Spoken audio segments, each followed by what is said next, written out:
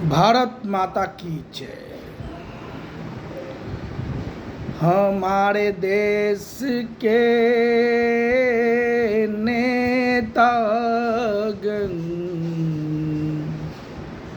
युवाओं के खातिर कीजिए कुर्बानी।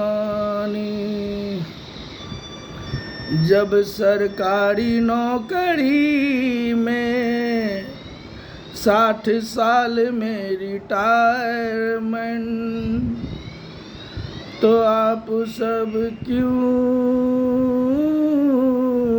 75, 70, 80 वर्षों तक सत्ता में चिपके हुए हैं? हमारे देश के नेताजी कहते हैं कि हम युवाओं को आगे बढ़ाएंगे, लेकिन कुर्सी पर चिपके हुए आप सब ही हैं। कोई अछूता नहीं, सभी दलों में आप जैसे लोग एक से एक हैं। सबको लालच है सत्ता में हम ही रहें अंतिम क्षण तक। अरे आपको पता होना चाहिए, आजकल इंसान का उम्र 70, 75, 80 लास्ट होता है। और आप सब चाहते हैं कि हम ही रहें सत्ता में। क्या आपके दल में और कोई युवा चेहरा न है?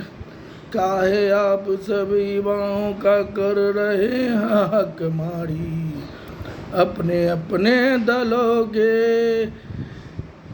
युवाओं को आगे बढ़ाइए नेताजी। सब सरकारी नौकरी में 60 वर्ष में रिटायरमेंट, तो आप सब क्यों चिपके हुए कुर्सी से नेताजी? है नेताजी काहे चिपके हुए हैं? अपने दलों के युवाओं को आगे बढ़ाइए नेताजी। जब सरकारी नौकरी में 60 वर्ष में रिटायरमेंट है, तो आप सब क्यों कुर्सी से चिपके हुए हैं? यही बात मैं बार बार आप लोगों को समझा रहा हूँ।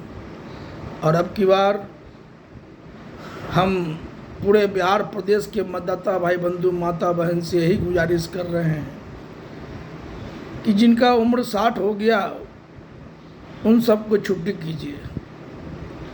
इसलिए मैं सभी दलों के नेताओं से, सुप्रीमो से मैं आग्रह विनती कर रहा हूँ कि टिकट देते वक्त सावधानी बरतें, नहीं तो अब की बार बिहार प्रदेश की जनता आप सबको नकार देगी।